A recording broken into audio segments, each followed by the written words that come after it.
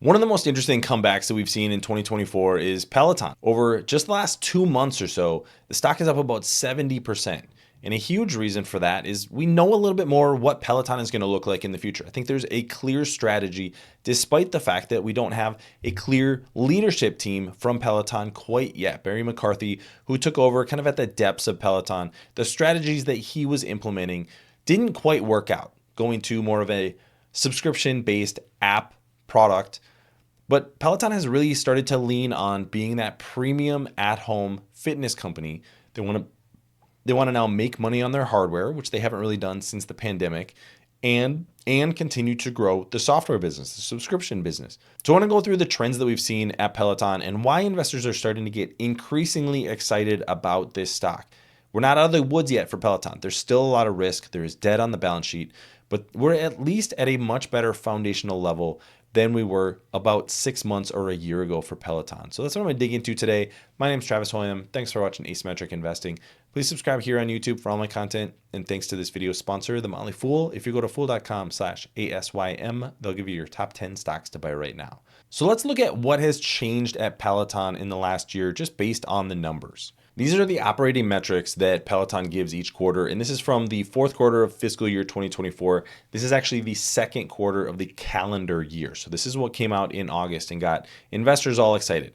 So some of these numbers are still pretty weak. We're seeing the member number down. The connected fitness number continues to decline a little bit. This is going to be a really important number because this is the people who are paying $44 a month for the high-end subscription.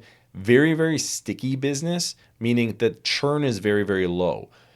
We are not seeing the same in the app where the churn is very, very high. Churn is the number of people who are canceling every month. So if you're losing almost 10% of your customers every month, you're going to have to reacquire customers at a very, very rapid rate to keep this business sustainable. Not the same on the connected fitness side, because somebody buys a bike, they're probably going to pay their subscription for at least a couple of years, if not many, many years into the future. So then you go down to the financial segment, and the connected fitness product revenue is the hardware revenue that Peloton generates. You can see that that is down from a year ago, down 4% year over year, 24% quarter over quarter. But the thing that's important here is the gross margin, $17.6 million in gross profit and a gross margin of 8.3%. A year ago, that was an $82.6 million loss, a negative 37.5% gross margin. So you're now going from a point where you're subsidizing the hardware to try to get people to sign up for subscriptions. So a little bit like a razor blade model, to now the point where, you know what, we're going to make money on the razor and we're going to make money on the blade.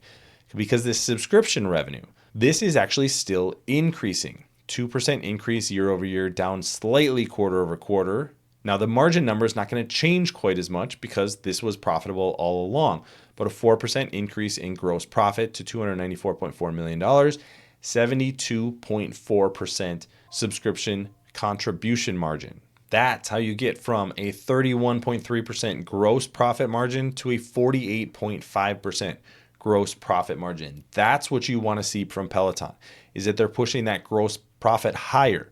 The other thing that they have to do is pull their expenses lower, operating expenses in particular. They are doing that as well. $426.8 million in operating expenses. That was a year ago, now down 12% to $375.3 million. That gets you to the point where you have cash provided by operating activities of $32.7 million and total free cash flow of $26 million. So things are moving in the right direction. What's the challenge?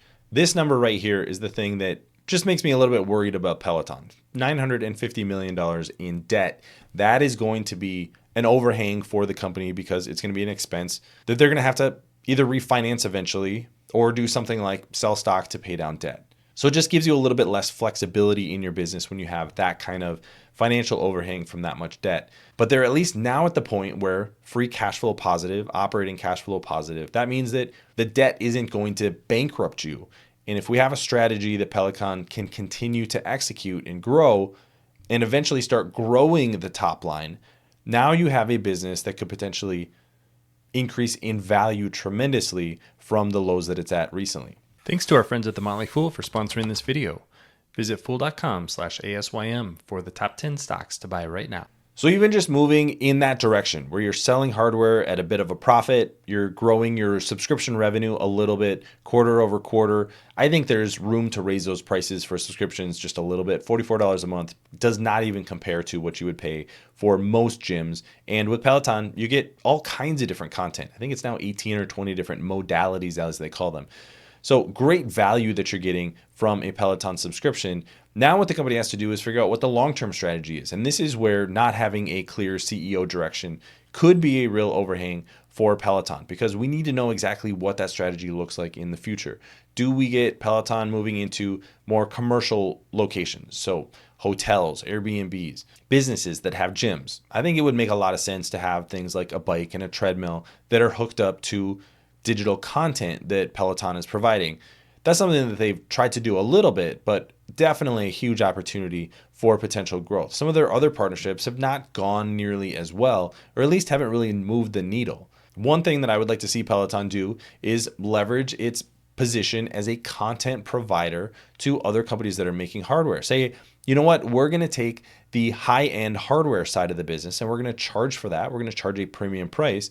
But if you want to sell a piece of hardware that's a little bit lower price and have access to our content, we're happy to have that on the screens, or whether somebody's connecting an iPad or something like that. So companies like Nautilus would be a good example of a hardware company that could just plug into Peloton's content. We saw that with its partnership with Lululemon. Lululemon shut down its mirror product and just pointed all of its customers to Peloton. So that kind of strategic move, I think, makes a lot of sense. And even if you're making just small incremental improvements on the top line, moving from negative 2% growth to maybe 3, 4, 5% growth, that's what really could turn the stock around, especially if we see those operating expenses continue to tick lower and the company get a little bit more efficient quarter after quarter.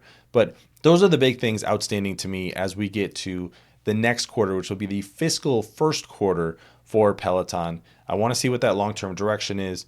Have they found a CEO that's actually going to lead the company for the next 4, 5, maybe 10 years? That is something that we need to see before this stock is going to take its next leg higher. But really interesting to see Peloton go from this pandemic darling to the depths that it had, even as recently as over the past summer in 2024. Just over the past couple of months, we've seen a pretty dramatic improvement in the company's operations, and the strategy is at least playing out in the right direction. So hopefully as a shareholder that continues, but let me know your thoughts about Peloton in the comment section below.